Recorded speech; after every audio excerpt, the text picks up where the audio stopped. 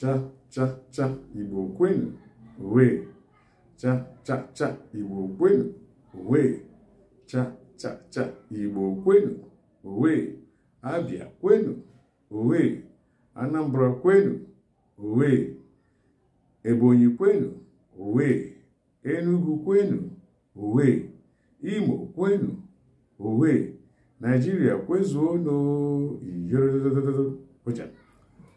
Hello friends and families, I welcome you all to my Igbo segment called Let's Learn Everything About the Igbo. I'm your host, Mazi B.O., a full-fledged Igbo son and teacher of Igbo language, customs, and traditions, including general issues that affect our lives in society, the lives of the Igbo and the lives of the non-Igbo. Today we are going to talk about one important cultural values, in Igbo land, typical Igbo land. Okay, that cultural value that I want to talk about is called AKUKO IFO. AKUKO IFO. In English, it means fairy tales. Understand? So we Igbo really value fairy tales a lot, storytelling, not just for kids. Understand? The last time we talked about Egwu, the activities done under the moonlit situation or the moonlit condition in the typical hinterlands of Igbo land. This is fairy tale for everyone, both the adults and the little ones. It's not about you are old enough not to be told a fairy tale. You are old enough not to join the kids to listen to fairy tales. You are old enough not to enjoy a fairy tale. No, everybody enjoys fairy tale in Igbo land. And when we talk about fairy tales, there is no fairy tales we will not talk, and names like tortoise, for instance, will not be mentioned. When we talk about someone being too cunning or tricky, tortoise name is number one. Then the wife. When we talk about people who are foolish, when we use people like animals like the pigs who are just big without anything upstage. So we talk about the elephants who are elephants and some other big animals who are easily deceived by the tortoise. And we talk about the lion, the king of the jungle. We know about how strong it is. We talk about the tigers. We talk about the leopards. We talk about the jaguars. We talk about all kinds of animals in the fairy tales we tell in the typical Igbo land. So all these things, you hear a lot of songs like Nne mehere muzo mehere muzo, Nne mehere muzo, mehere muzo, wanu mabiara guguji mehere muzo. Sometimes you hear people responding, Oye meheluzo, bottom, meheluzo, bottom, Oye meheluzo, bottom, meheluzo, bottom. Ime ụzọ bottom ka ga-emego bottom. Ime ụzọ bottom ka ga-emego bottom. Sometimes you hear fairy tales about how the deep mark that is found at the back of every human, that is located from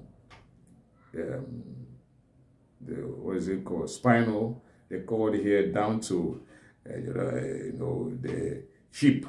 So that deep, the hollow deep, that hollow deep structure you see there, that every human has got naturally, they would say is because of one offense. We all have got it because of one offense committed by a particular human who went to the land of the spirits. When that day was forbidden for humans to go out to do anything, even to go out to work in their farmlands. And a particular woman or child disobeyed his or her parents, and they went out to do something, and he was accosted by the spirits.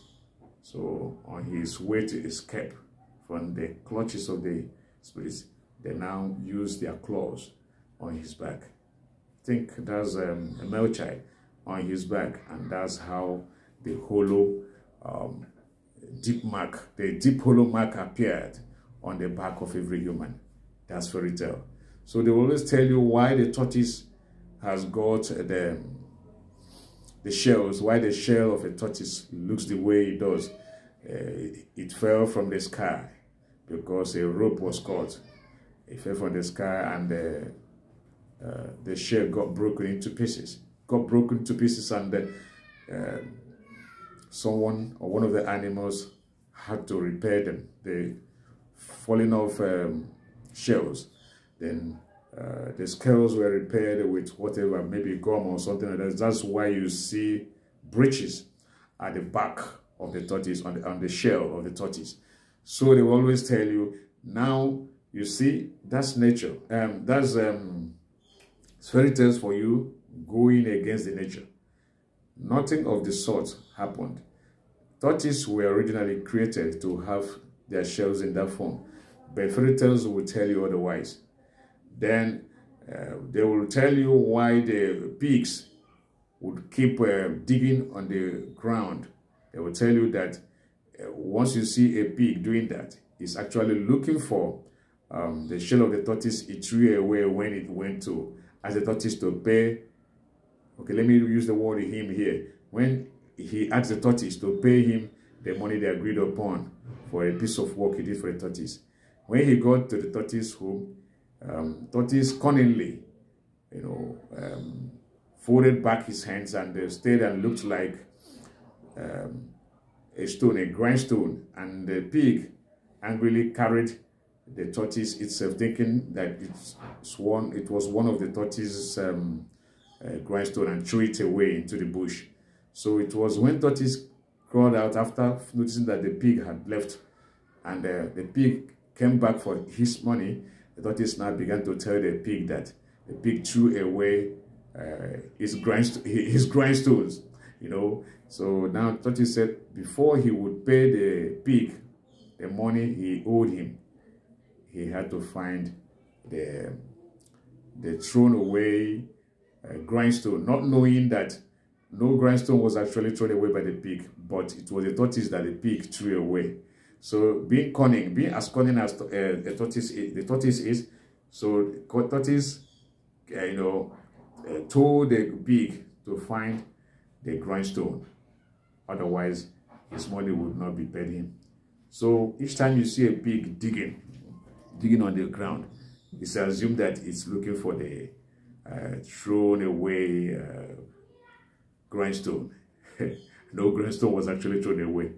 He threw away the tortoise itself, thinking it was tortoise grindstone. Okay, so many fairy tales. They will tell you while humans, you have a hollow here, in between the lips and the chin. So many things. They will tell you, the fairy tales will also tell you why the fingers are not equal. One way or the other, they will tell you why a particular part of the body looks the way it does. This is fairy tale for you. Now, naturally, such thing, given as the reason for the way the part of the body looks, it's not actually the reason. Nature made it so, and that's how it has always been, all time long. So you can see the impact the fairy tales have got on what we do, how we look like, what we eat. Understand? There was one they told me, somebody, I think that was my maternal grandma, told her grandchildren alongside me, why how tortoise and the particular bit, I think the black crow had a debate with the tortoise, so he won. Then tortoise wanted to revenge. Tortoise is always very, very crafty. It's always very tricky and vengeful. So he took tortoise and he lured the crow, the black crow, to go to do a mercenary job. So in Igbo land, I wouldn't know, in typical Igbo setting, once people embark on a missionary job, they are fed. They're given enough food. Apart from the money agreed upon, they will be fed. So there was a particular akede, local beans they were given. You know, akede, the local beans that's cooked in Igbo land is very delicious. So they were offered that. And I thought it's because he was looking for a way to revenge. He now told the black crow that anyone that will pronounce the name of that black beans without stammering, because black crow is known or was known as a bird or an animal that stammered. So I wouldn't know whether black crow stammers, but fairy tales have told us so. Now, the tortoise said anyone that could pronounce the name of that particular beans once without stammering, then the person would join to eat. Because before he said that, he knew that the black crow wouldn't be able to do that. Then the black crow could not pronounce the name. He stammered, and before he could finish trying to pronounce the name without stammering, the tortoise had finished the food. Then the black crow had to pay him back by saying, the another day they went to work. Then the black crow said, anyone that would wash his hand and eat without touching the hand on the floor, the person will join and eat.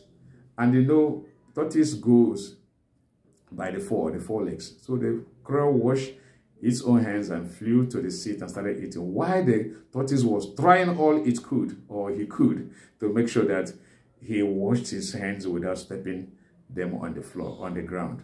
So that's how he was trying to wash his hands to join the black crow to eat, and the black crow finished the food. Oof.